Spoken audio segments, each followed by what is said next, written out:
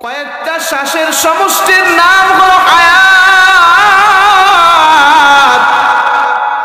শ্বাস প্রশ্বাস হচ্ছে একে জীবিত বলা হয়, হায়াত বলা হয়। এটা যখন শ্বাস প্রশ্বাস হচ্ছে তখনই জীবিত। হঠাৎ করে যখন শ্বাসটা বের হয়ে আর ভিতরে ঢুকতে পারে না, তার নাম মাউত। কুল্লু নাফসিন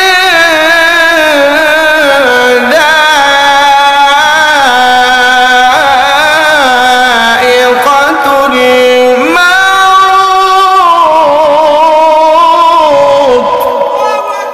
সুম্মা ইলাইনা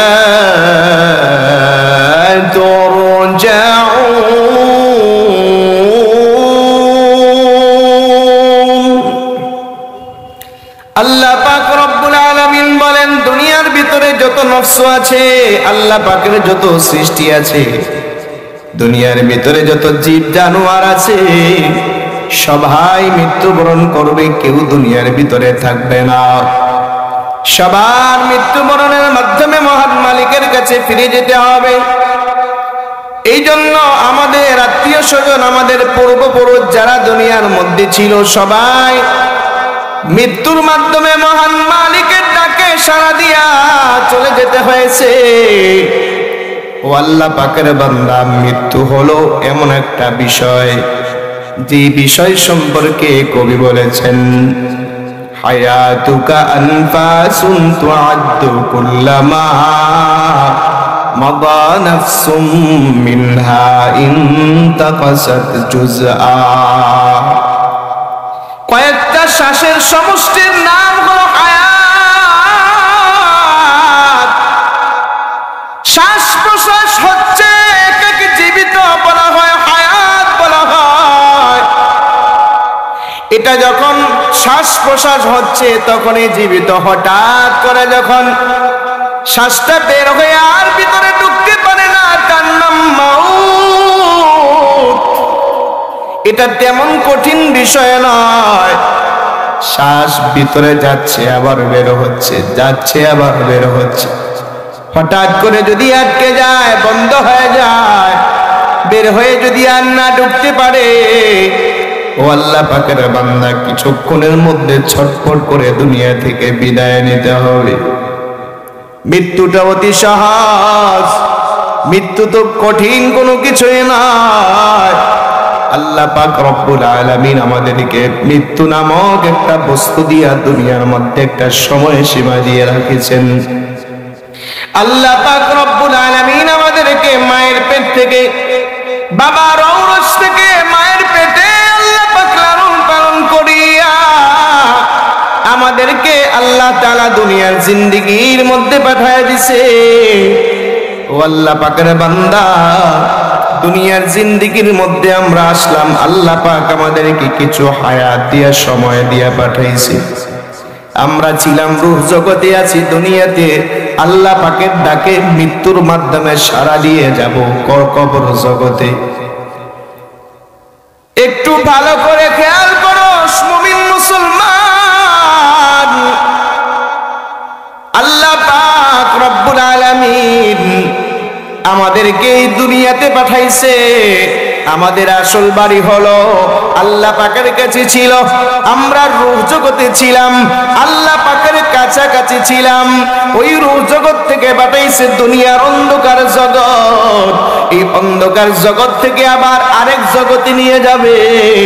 আল্লাহ পাক রব্বুল আলামিন আমাদেরকে কবর জগৎ থেকে আখিরাতের সফর, আখিরাতের আল্লাহ পাক রব্বুল আলামিন আমাদেরকে কবরের মাধ্যমে আখিরাতের সফরকে আল্লাহ পাক শুরু করবে।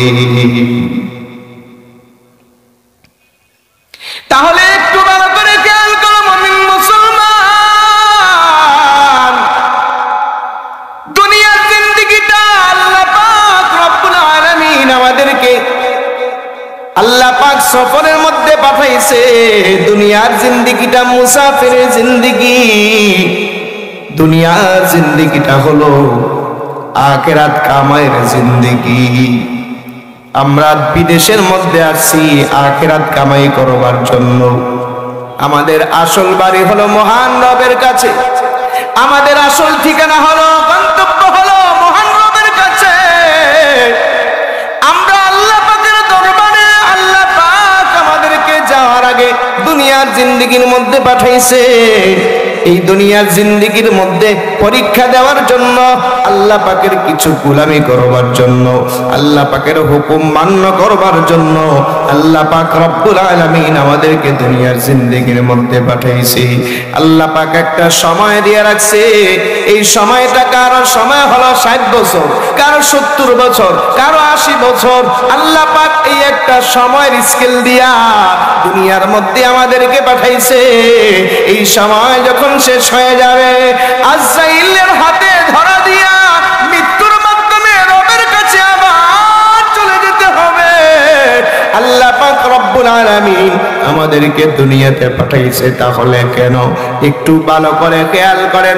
বিদেশ থেকে যখন দেশ থেকে বিদেশের মধ্যে যায়, যাওয়ার পর একটা সময় থাকে 5 বছর, 10 বছর ভিসার মেয়াদ, অথবা বর্তমানে 5 বছর থেকে নিয়ে 10 বছর পর্যন্ত একটা পাসপোর্টের মেয়াদ থাকে। আবার দেখা যায় যে এই দেশের মধ্যে যাবে, ওই দেশেরও একটা ভিসার মেয়াদ থাকে। কারো ভিসা 3 বছর, কারো 5 বছর, কারো আরো বেশিও থাকে। এর মুসলমানের দল যখন ভিসার মেয়াদ নিয়া ওই বিদেশের মাটিতে যায় কামাই করবার জন্য, ওইখানে যাওয়ার পর আবার যখন তার ভিসার মেয়াদ শেষ হয়ে যায়, ভিসার মেয়াদ শেষ হয়ে যাওয়ার পর ওই দেশ থেকে ফিরে এসে আবার নিজ দেশে আসে। এটার ভিসার মেয়াদ বাড়ায় নিয়ে আবার চলে যাওয়ার সুযোগ হয়। একটু ভালো করে খেয়াল করেন, দুনিয়ার জিন্দেগি আল্লাহ পাক একবারই সময় দিছে। আমরা যখন মৃত্যুর মাধ্যমে কবরে চলে যাব, কবর থেকে দ্বিতীয়বার আবার হায়াত লম্বা করে নেওয়ার জন্য দুনিয়াতে আর পাঠাইবে না। দুনিয়াতে আর আমরা কেউ আসতে পারবো না। এর মুসলমানের দল, আল্লাহ পাক রব্বুল আলামিন দুনিয়ার জিন্দেগিটা আমাদেরকে একবারে দিয়েছেন।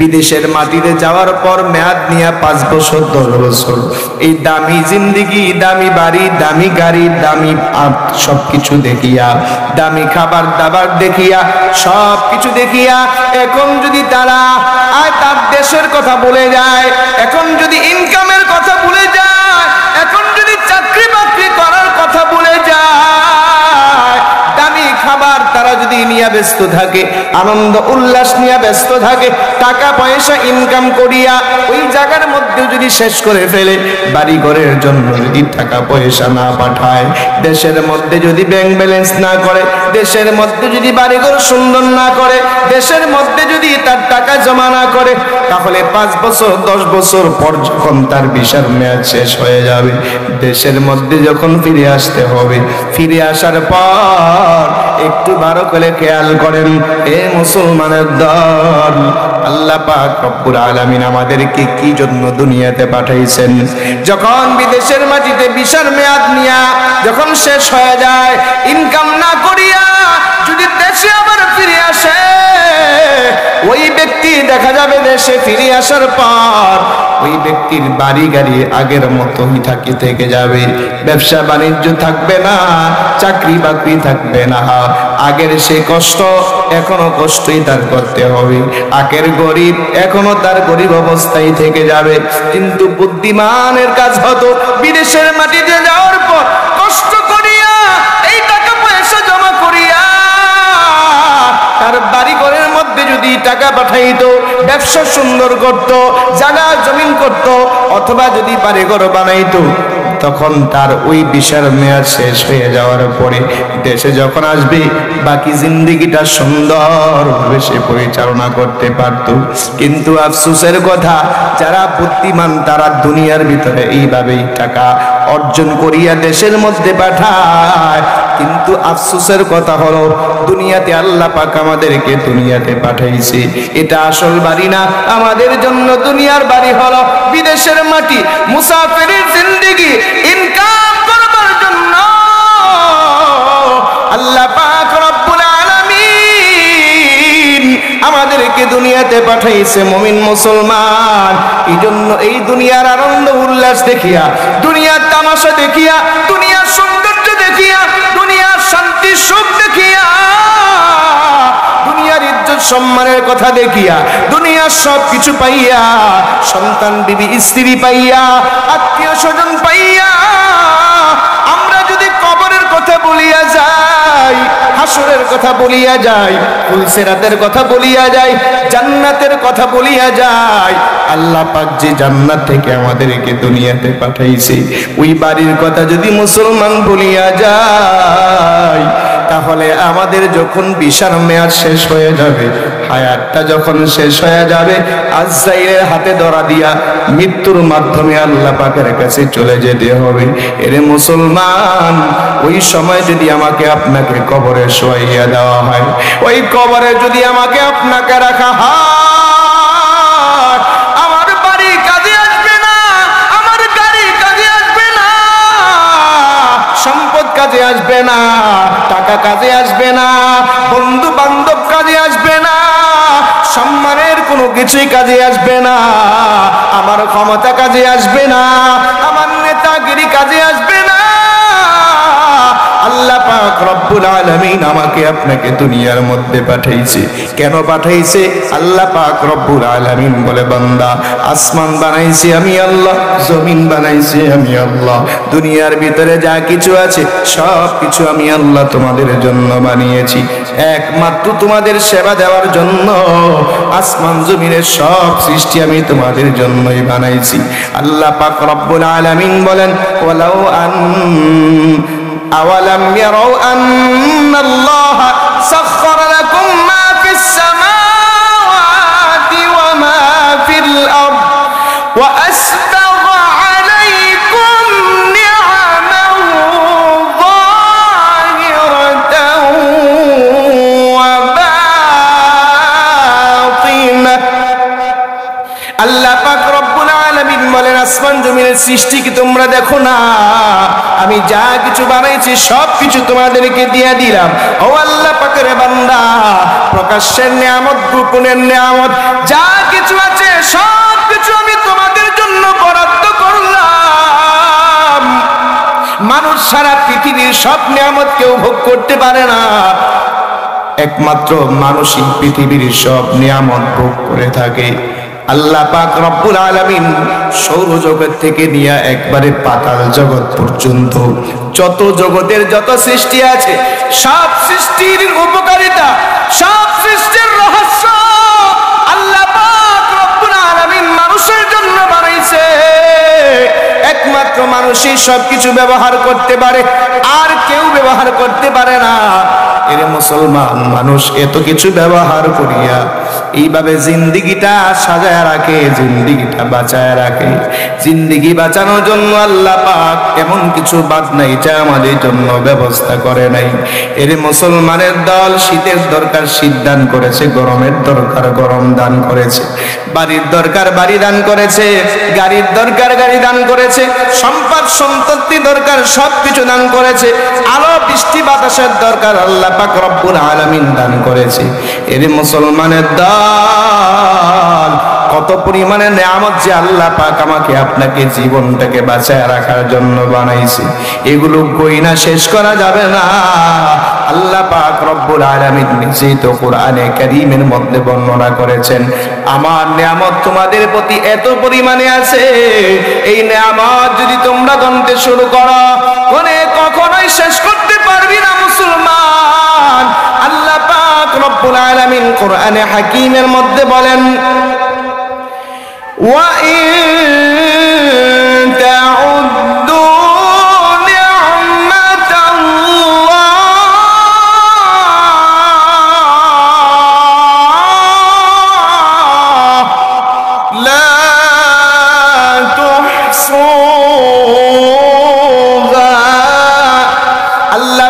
রব্বুল আলামিন বলে, এত পরিমাণে তোমাদেরকে আমি অনুগ্রহ করেছি, মায়া করেছি, নিয়ামত দিয়েছি, একটা একটা করে যদি গণতে শুরু করো এই নিয়ামত কখনো তোমরা গণে শেষ করতে পারবা না।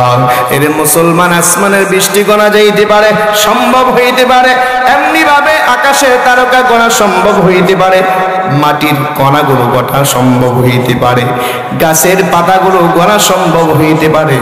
বান্দার প্রতি যেই পরিমাণে দয়া আল্লাহ পাকের আছে, এই দয়াগুলো বান্দা কখনো গণে শেষ করতে পারবে না।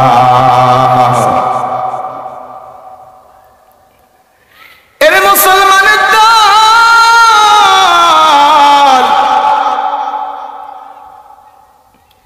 তাহলে আল্লাহ পাক রব্বুল আলামিন আমাদের জন্য অগণিত অফুরন্ত নিয়ামত দান করছে।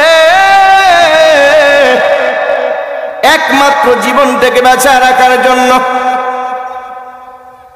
জীবনের মূল্য আছে না নাই? জীবনের মূল্য আছে না নাই? ঘুমাইতেছেন, এখনই ঘুম করতেছেন।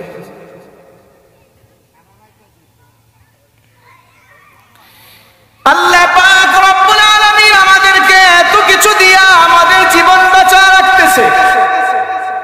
জীবনটাকে খাইতে খাইতে মোটা বানায় ফেলছি। কার চেয়ে কে বেশি খাইতে পারে, কার চেয়ে কে বেশি প্রতিযোগিতা করে দুনিয়া অর্জন করতে পারে, দুনিয়ার আয়েশের জিন্দিগি, আরামের জিন্দিগি ধরতে পারে, কার চেয়ে কে বেশি দুনিয়ার জিন্দিগি সুন্দর করতে পারে, এটার প্রতিযোগিতা আজকে চলতেছে। আল্লাহ পাক বলেন, আল্লাহকুমুত তাকাতুর হাত্তা যুরতুমুল মাকাবির। আজকে প্রাচুর্যের লোভে তারা প্রতিযোগিতা করছে, আখিরাতের স্মরণ থেকে ভুলে গেছে। আর এই অবস্থায় তারা কবর পর্যন্ত চলে যাবে, এরপরেও তাদের প্রতিযোগিতা বন্ধ হবে না। মৃত্যুর আগ পর্যন্ত, কবরে যাওয়ার আগ পর্যন্ত প্রতিযোগিতার প্রতিযোগিতা। 1 বিঘা জায়গা আছে, যদি আর 1 বিঘা জায়গা থাকতো, এই চিন্তা সব সময় মাথার মধ্যে আছে। একটা বাড়ি আছে, আর একটা বাড়ি যদি থাকতো, একটা ব্যবসা আছে, আর একটা যদি থাকতো, এই চিন্তা চেতনা নিয়ে আখিরাতের স্মরণ থেকে ভুলিয়া গিয়া আজকে কার চেয়ে বেশি খাইতে পারে, কখনো এই দল, কখনো এই দল, কখনো সামনে, কখনো পিছে, কখনো 5 বছর এই দল, কখনো 5 বছর ওই দল, কার চেয়ে বেশি খাইতে পারে। খাইতে খাইতে মোটা হইয়া এমন পর্যায়ে হয়, আল্লাহ পাক কিছুদিন পরে মোটা হওয়ার পরে এদেরকে কুরবানিতে, কুরবানির গরু যেমন জব করে, এইভাবে জব করে দুনিয়া থেকে বিদায় দেয়। ঠিক না বেটি? বেশি খাওয়া ভালো না, বেশি খায় কুরবানির গরু, আর কুরবানির গরুরই জব দেয়। যেই গরুরে বেশি খায়, এটার মাকসাদ গোশত বেশি হওয়া, আর এটা বাজারে নিয়ে যাবে করা। দুনিয়ার ভিতরে যাকে সম্পদ আল্লাহ বেশি দিয়েছে, মনে করবা তোমারে আল্লাহ মোটা বানাইবার জন্য দিয়েছে, আর জাহান্নামের আগুন দিয়া তোমারে কিভাবে বানানো যায় সেই সুযোগ আর ব্যবস্থা আল্লাহ কইরা রাখছে।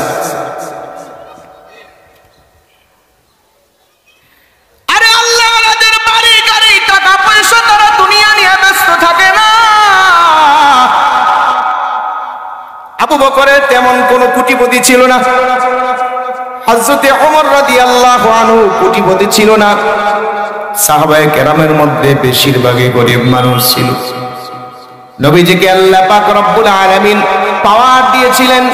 ও পয়গম্বর, আপনি কি চান? আপনি চাইলে আপনার জন্য সবকিছু স্বর্ণ রূপা দিয়া বানায়া দেওয়া হবে, এরকম আয়েশের জিন্দেগি আপনাকে দেওয়া হবে।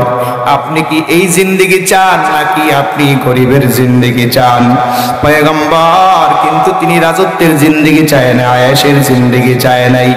পয়গম্বর গরিবী হালাতকে পছন্দ করেছে। এই জন্য কখনো কখনো 5 ওয়াক্ত নামাজের পর আল্লাহ পাকের দরবারে দোয়া করতে হয়, আল্লাহ আপনি আমাকে, আয় আল্লাহ আমার গুনাহ খাতা আপনি মাফ করেন। ইয়া রাব, আল্লাহুম্মা ইন্না নাসআলুকা ফি'লাল খায়রাত। আয় আল্লাহ আপনার কাছে সমস্ত ভালো কাজগুলো করার জন্য সাহায্য চাইতেছি। ওয়া তারকাল মুনকারাত, আয় আল্লাহ সমস্ত গুনাহের জন্য আপনার কাছে মাফ চাইতেছি। সমস্ত গুনাহগুলো আপনি আমার থেকে কাইটা দেন। ওয়া হুব্বাল মাসাকিন, পয়গম্বর বলেন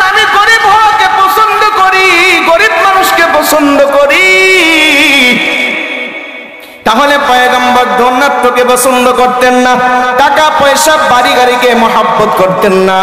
পয়গম্বর একবেলা খাওয়া আরেক বেলা না খাওয়াকে পছন্দ করত।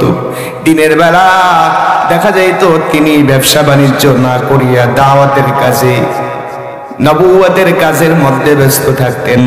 রাতের বেলা নামাজের মধ্যে দাঁড়ায়া তিনি সারা রাত পার করে দিতেন। রাতের কিছু অংশ তিনি ঘুমাইতেন, বিশ্রাম করতেন। এইভাবে জিন্দেগিটা কাটায় দিছে রে মুসলমান। আল্লাহ পাকের বান্দা যারা আল্লাহর ওয়ালি ছিল সবার জিন্দেগিটা এরকমই ছিল। তাহলে আপনি বড় বড় আল্লাহওয়ালাদের দিকে তাকাইলে দেখা যাবে বেশিরভাগই তারা গরিবী হালাতটাকেই পছন্দ করেছে। কারণ আল্লাহ পাক গরিব মানুষকেই পছন্দ করে।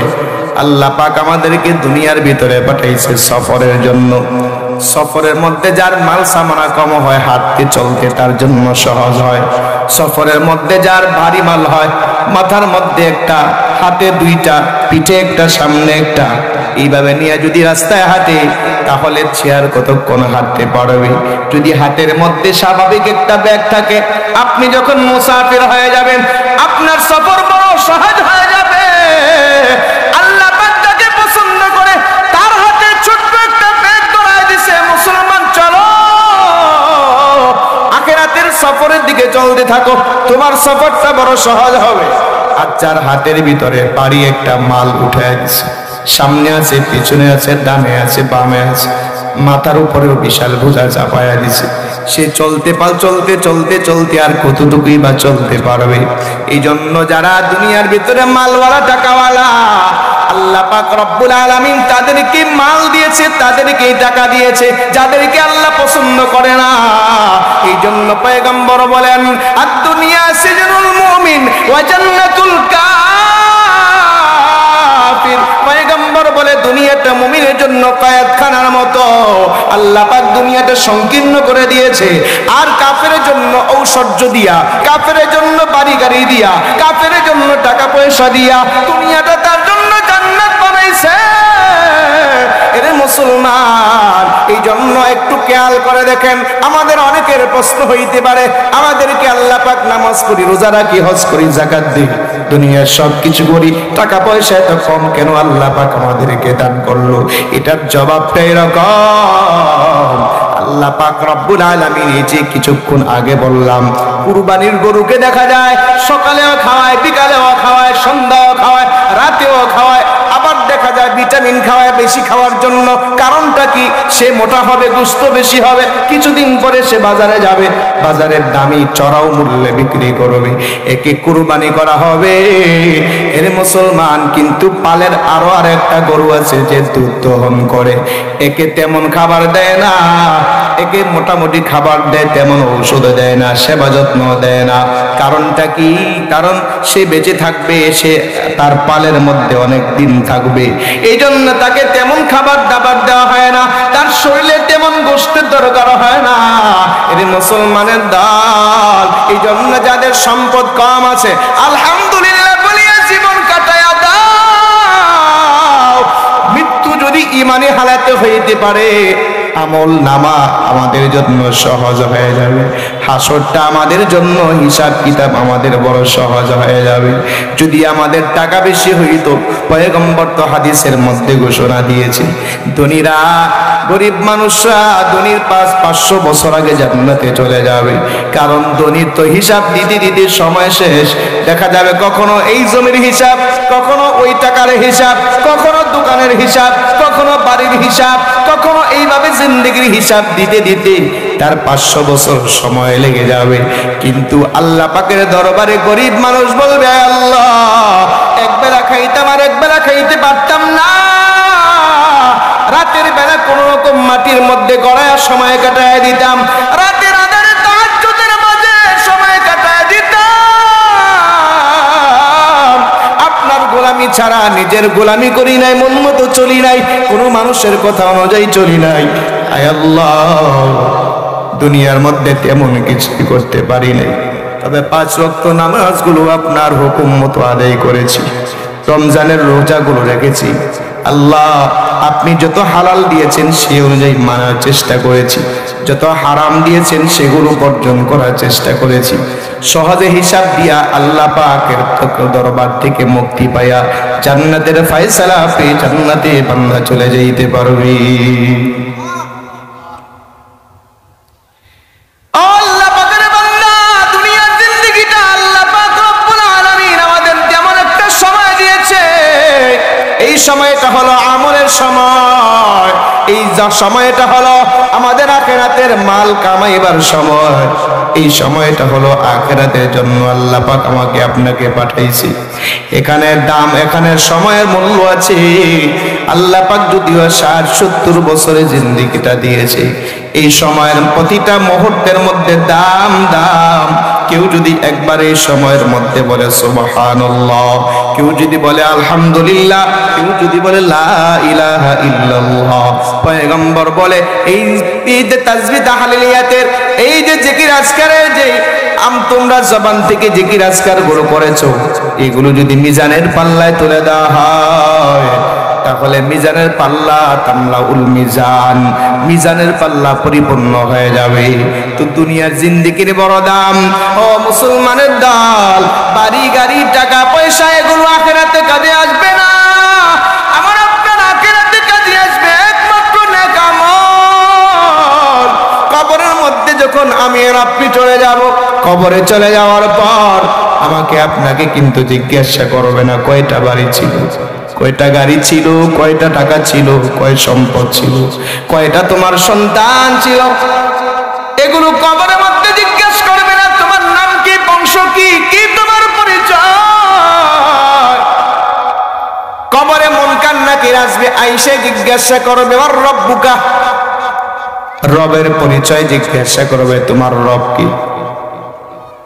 আইসাই জিজ্ঞাসা করবে ওমা দিনুকা, তোমার দিন কি ছিল। এরপরে জিজ্ঞাসা করবে ওমান নাবিউকা, তোমার নবী কে ছিল। কবরের মধ্যে আর কোনো কিছুই প্রশ্ন করা হয় না। এই মুসলমানের দল, গরিব মানুষের যেই প্রশ্ন, ধনী মানুষের ওই প্রশ্ন, মুসলমানের যেই প্রশ্ন, নাস্তিকের সেই প্রশ্ন, ইহুদি নাসারা বৌদ্ধ খ্রিস্টান দুনিয়ার যত মানুষ আছে সবার জন্য কবরে একই প্রশ্ন।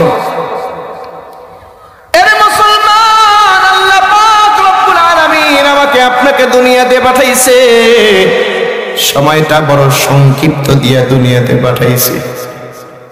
এই দুনিয়া জগৎটা হলো পরীক্ষার জগৎ। 60-70 বছরের জিন্দেগির মধ্যে পরীক্ষা দিয়েই চলতে হবে।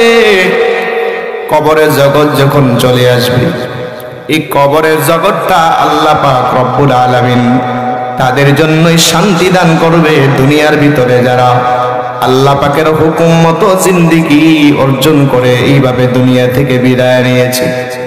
কবরের মধ্যে যাওয়ার পর বান্দা যখন কবরে যাবে এইভাবে 3 প্রশ্ন করবে। কবরের মধ্যে যাওয়ার পর দুনিয়ার মধ্যে কি করে আসছিল, দুনিয়ার সম্পর্ক কিসের সাথে ছিল, এটা বান্দা দুনিয়ার সম্পর্কের সাথে মোটামুটি ভালো একটা সম্পর্ক থাকবে।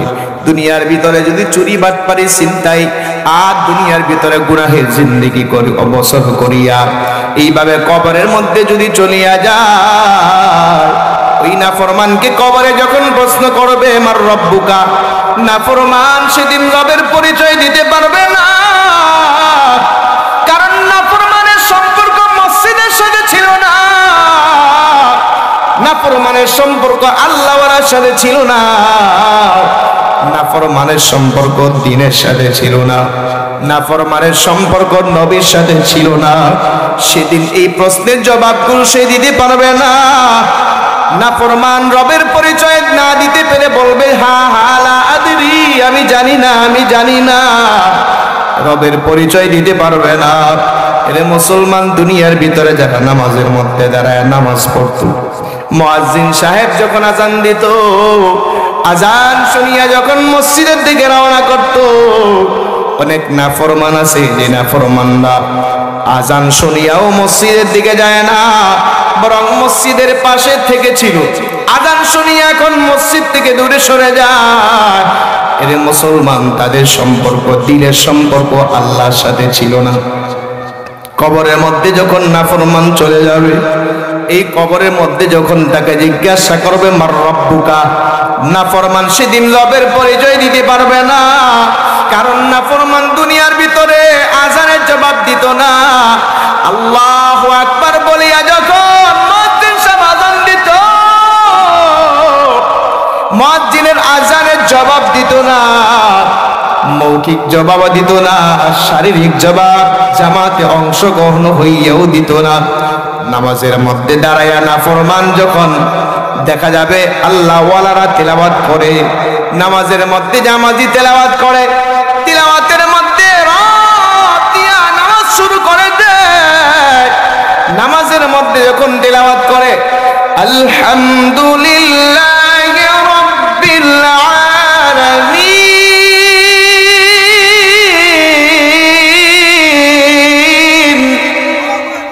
সমস্ত প্রশংসা একমাত্র রবের জন্য, একমাত্র আল্লাহর জন্য, যেই রব সমস্ত জাহানের প্রতিপালক, লালন পালনকারী। নামাজের মধ্যে দাঁড়ায় রব বলতো না, রুকুর মধ্যে সুবহানা রাব্বিয়াল আযীম বলতো না, সিজদার ভিতরে সুবহানা রাব্বিয়াল আ'লা বলতো না। এর মুসলমান নামাজের পরে হাত উঠায়া আল্লাহ পাকের দরবারে দোয়া করতো না। এই নাফরমান যখন কবরে চলে যাবে, তখন যখন তাকে প্রশ্ন করবে মার রব্বুকা, সে রবের পরিচয় দিতে পারবে না। নাফরমানকে যখন জিজ্ঞাসা করবে ওয়া মা দীনুকা, দিন কি তোমার, ধর্ম কি তোমার, তোমার কি ধর্ম, কোন ধর্ম থেকে আসছো, তুমি কোন ধর্মের অনুসারী ছিলা, এই প্রশ্ন যখন করা হবে, নাফরমান সেদিন বলতে পারবে না। আল্লাহ ওয়ালা যদি না হয়, কবরের প্রশ্নের জবাব দেওয়া বড় কঠিন। এর মুসলমান নাফরমানকে নবীর পরিচয় জিজ্ঞাসা করবে ওমা দীনুকা ওমান নাবিয়ুকা, তোমার নবীকে। নাফরমান সেদিন বলবে হা হা লা আদিরি, আমার নবীকে, আমার নবীকে আমি চিনি না, আমি জানি না। নাফরমান সেদিন নবীকেও চিনবে না, নবীর পরিচয় দিতে পারবে না।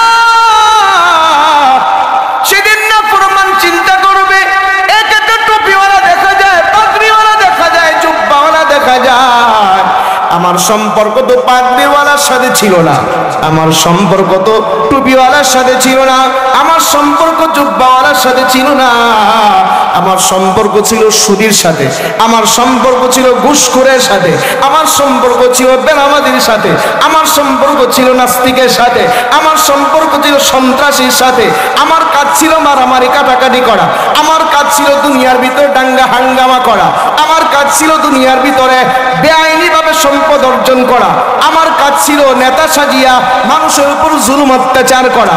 আজকে আমার মতো তাকে দেখা যায় না, সেদিন সে নবীর পরিচয় দিতে পারবে না। রে মুসলমান, খবরদার খবরদার, এখনো সময় আছে, সাবধান হয়ে যাও, সাবধান হয়ে যাও, মসজিদের মধ্যে নামাজের জন্য রেডি হয়ে যাও। রে মুসলমান, আজকে দেখা যায় আমাদের মধ্যে থেকে নামাজ বলতে, নামাজের মধ্যে এত অবহেলা, এত অবহেলা, যেটা কল্পনাও করা যায় না।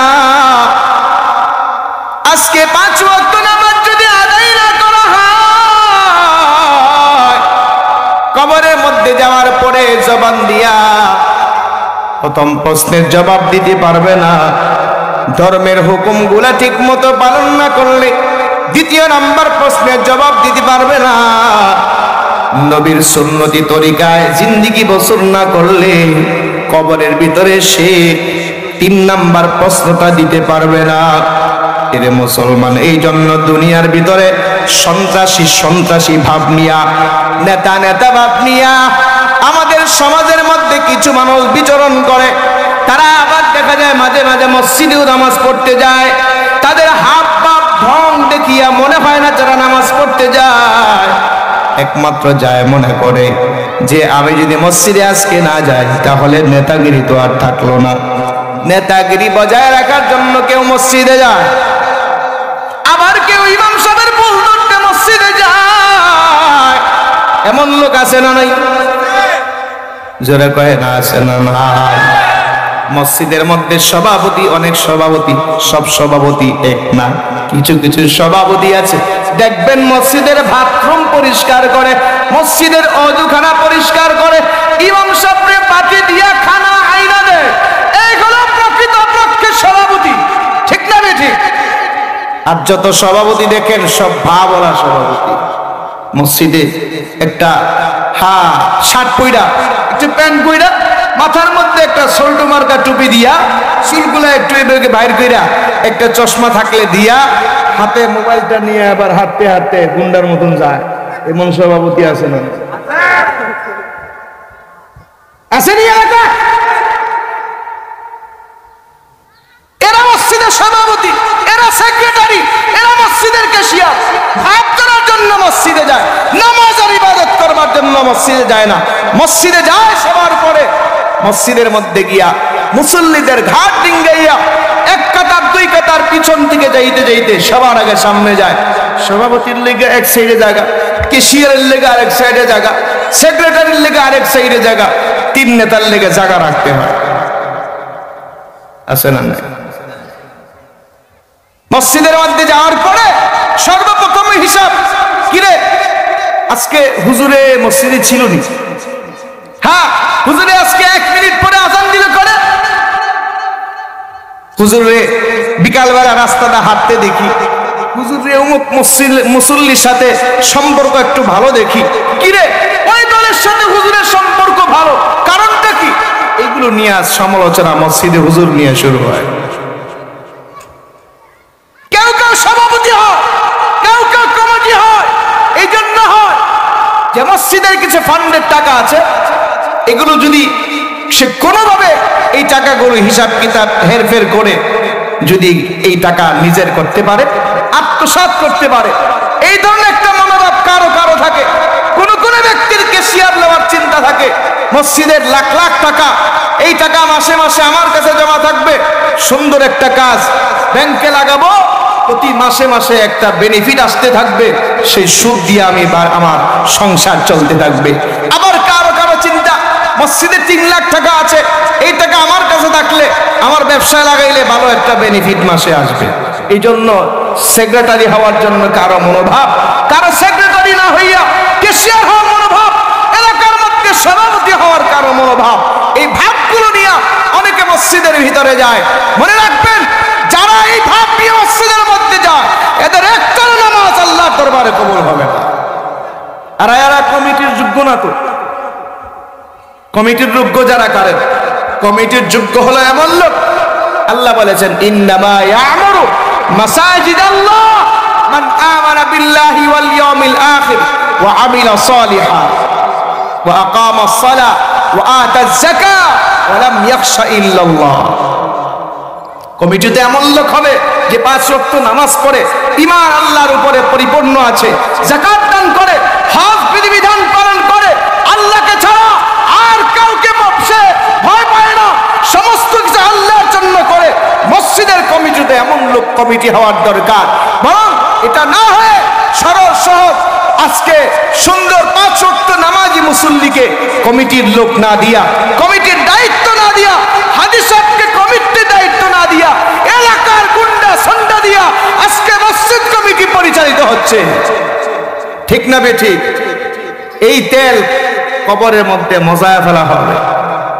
কমিটি ভাব নিয়ে মসজিদে গেছিলাম, 5 ওয়াক্ত নামাজ পড়ার খবর আর মায়া মহব্বত নিয়ে যাইতা না, ভাব নিয়ে মসজিদে যাইতা। আজকে ফেরেশতারা কবরে ভাব ছুটায় ফেলবে, সেদিন পিঠের চামড়া থাকবে না। সাবধান হয়ে যান, সময় আছে এখনো।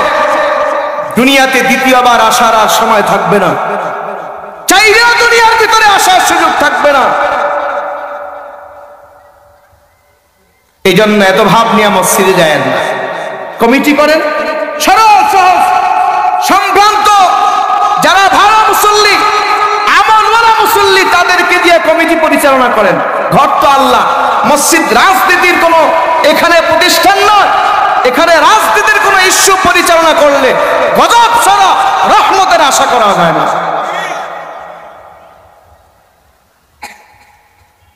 এজন্য মন মানসিকতা একটু চেঞ্জ করেন। সভাপতি ভাব, এলাকায় নেতা ভাব, এলাকায় নেতৃত্ব দেওয়ার মনোভাব, এগুলো তৈরি বাদ দিয়ে এগুলো চেস করে মহান রবের কাছে তওবার জিন্দেগি বসর করেন, আল্লাহর কাছে তওবা করেন, আল্লাহর কাছে মাফ চান। আপনার মতো কত নেতা রাস্তায় অ্যাক্সিডেন্ট হয়ে দুনিয়া থেকে বিদায় নিয়েছে, রাস্তা থেকে উঠে নিয়ে আসার পর্যন্ত পরিস্থিতি হয় নাই, এমন নেতা আমরা ইতিপূর্বে বহু দেখেছি। নেতৃত্ব আল্লাহ পাক আপনার হাতে দিয়েছে, এটা একটা নিয়ামত পাইয়া নিয়ামতের শুকরিয়া আদায়, এটাকে সুন্দরভাবে এটাকে ব্যবহার করতে হবে, গনিমত মনে করে এটাকে হেফাজত করতে হবে। এই নিয়ামত পাইয়া নিয়ামতের অপব্যবহার করতে আল্লাহ পাক তোমাকে এই নেতৃত্ব দান করে নাই। কবরের মধ্যে যখন যা হবে, নাফরমানকে যখন জিজ্ঞাসা করবে মার রাব্বুকা ওয়া মা দীনুকা ওয়া মান নাবিয়ুকা ওয়া মান হাদার রাজুল, নাফরমান সেদিন জবাব দিতে পারবে না, বলবে রবকে চিনি না, দিন কি ছিল জানি না, আমার ধর্ম কি ছিল জানি না, আমার পয়গম্বরকে চিনি না। কারণ পয়গম্বরের কোন সুন্নতি তরিকা তার মধ্যে ছিল না, একটা সুন্নতের উপরে চলতো না, তার দাড়িও ছিল না, চেহারার মধ্যেও নবীর সুন্নত ছিল না, মাথার মধ্যেও নবীর সুন্নত ছিল না, জামা কাপড় নবীর সুন্নত ছিল না, খানা দানা নবীর সুন্নতি তরিকায় করতো না, ব্যবসা বাণিজ্য নবীর সুন্নতি তরিকায় করতো না, বাড়ির মধ্যে যত কিছু করতো নবীর সুন্নতি তরিকায় করতো না, রাতের ঘুম দিনের বেলা বিচরণ এগুলো কোনো কিছুই নবীর সুন্নতি তরিকায় হতো না। রে মুসলমান, আজকে এইভাবে জিন্দেগি বছর করিয়া যখন কবরের মধ্যে যাবে, নাফরমান সেদিন যখন 3 প্রশ্নের জবাব দিতে পারবে না, নাফরমানকে আল্লাহ পাক রব্বুল আলামিন আসমান থেকে আওয়াজ দিয়া বলবে, ফায়ুনাদি মুনাদিন মিনাস সামা আন কাযাবা আবদি ফাআফরিশুহু মিনান নার ওয়া আলবিসুহু মিনান নার وافتحوا له بابا إلى النار فيأتيه من حرها وسمومها। পয়গম্বর বলেন আল্লাহ পাক সেদিন আসমান থেকে আওয়াজ দিয়ে ফেরেশতাদেরকে বলবে, এর ফেরেশতাদের দল,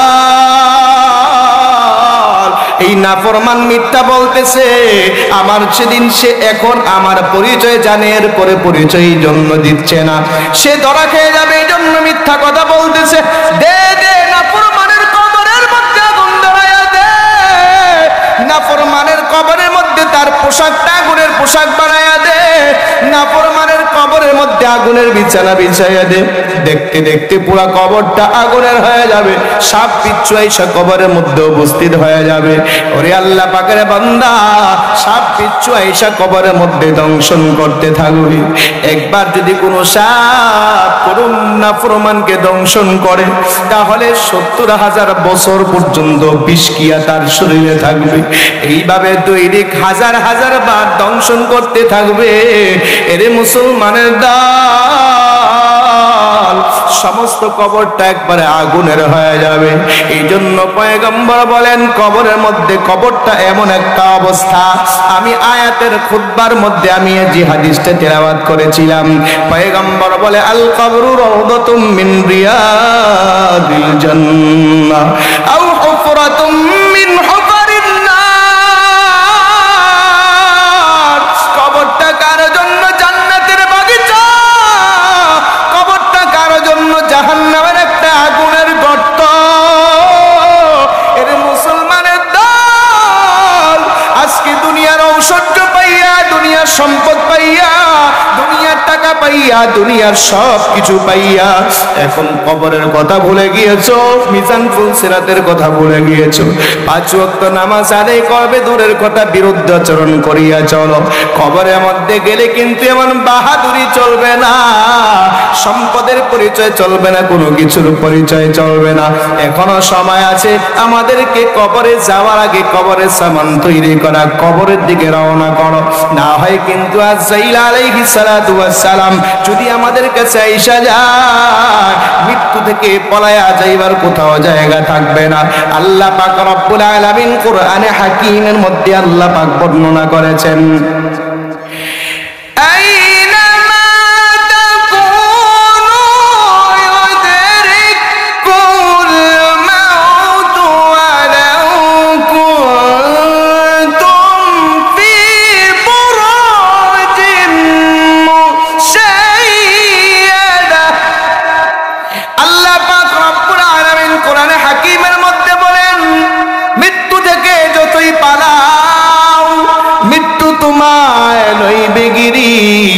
যদিও শুধুর আকাশ পানে পালাও সেথায় লাগিয়ে সিঁড়ি।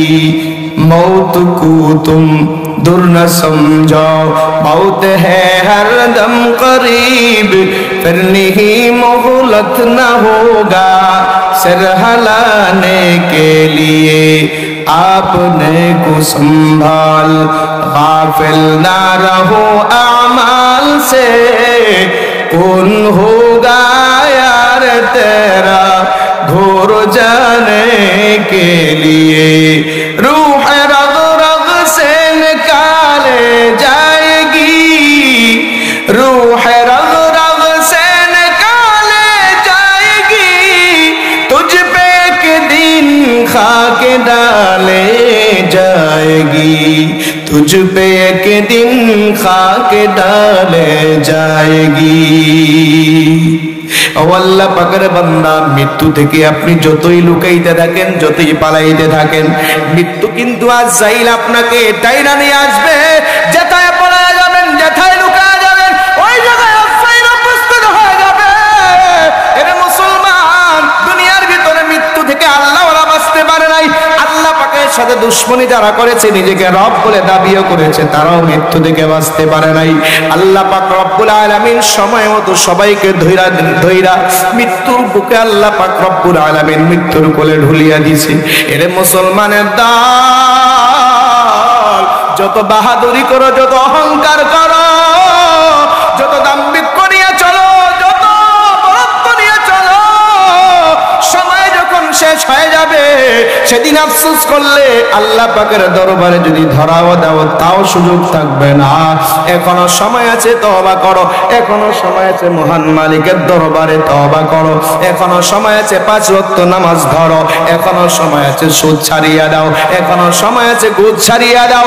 এখনো সময় আছে, 5 ওয়াক্ত নামাজ ধরিয়া আল্লাহ ওয়ালাদের মতো আল্লাহ হইয়া কবরের দিকে রওনা করো। না হয় কিন্তু কবর থেকে শুরু হয়ে যাবে আখিরাতের শাস্তি। এর মুসলমানের দল, কবরটা তো এমন কবর, আখিরাতের সফর কবর থেকে শুরু হয়। সবার পরে যে কবরে যাবে, কবরের ভিতরে কমসে কম 40,000 বছর থাকবে। হাসরের ময়দানে কমসে কম 50,000 বছর থাকবে। ফুলসিরাতের ব্রিজ পার হইতে 30,000 বছর লেগে যাবে। আখিরাতের সময়টা কত বড় একটু খেয়াল করে দেখো। এর মুসলমান, প্রায় 1,20,000 বছর আখিরাতের সফরের মধ্যে যেতে হয়। জান্নাত আর জাহান্নামে যাওয়ার আগে এত লম্বা একটা সফর। এর মুসলমান, দুনিয়ার জিন্দেগিটা কত নগণ্য আর কত ছোট একটু খেয়াল করে দেখেন। আখিরাতে মৃত্যু থাকবে না। আখিরাতে কোনো আল্লাহ পাক রব্বুল আলামিন মৃত্যু বলতে কিছু রাখবে না। এর মুসলমান, হাসরের ময়দানে আল্লাহ পাক দুম্বার ভিতরে এক রূহটাকে দিয়া, দুম্বার ভিতরে মৃত্যুটাকে দিয়া আল্লাহ পাক রব্বুল আলামিন মৃত্যুকে জবাই করে দিবে। মৃত্যুর পরে কোনো মৃত্যু থাকবে না। ওই জগতের মধ্যে যদি শান্তি পেতে চাও, মহান রবের গোলামি ছাড়া উপায় নাই। মহান রবের একাত্মবাদের ঘোষণা ছাড়া উপায় নাই। মহান রবের গোলামি না করিয়া দুনিয়ার মধ্যে যদি আমরা দুনিয়া ছাড়িয়া আখিরাতের দিকে রওনা করি, মনে রাখতে হবে আল্লাহ পাক রব্বুল আলামিন আমাকে আপনাকে যে উদ্দেশ্যে পাঠিয়েছেন, এই উদ্দেশ্যটা আমার আপনার থেকে বৃথা চলে যাবে। কথা ঠিক না বেঠি? তো আমার মূল কথা ছিল, আল্লাহ পাক রব্বুল আলামিন দুনিয়াতে সবাইকে মৃত্যু দান করবে, কেউ মৃত্যু থেকে বাঁচতে পারবে না। দুনিয়াতে পাঠানোর মাকসাদ হলো দুনিয়া কামাই না, আখিরাত কামাই করা। আর আখিরাত কামাই করে কবরে যাইতে যাইতে পারলে কবর থেকে শান্তি শুরু হয়ে যাবে। আখিরাত কামাই না করে কবরে গেলে কবর থেকেও শান্তি শুরু হয়ে যাবে। হাদিস পড়েছিলাম, আল কবরু রাউদাতুম মিন রিয়াদিল জান্নাহ আও হুফরাতুম মিন হুফারিন নার। কবরটা কারো জন্য জান্নাতের বাগিচা, কারো জন্য জাহান্নামের গর্ত। এজন্য আমল নিয়ে কবরে যাইতে পারলে কবর সুন্দর হবে, আমল না নিয়ে কবরে গেলে কবর থেকেই শাস্তি শুরু হয়ে যাবে।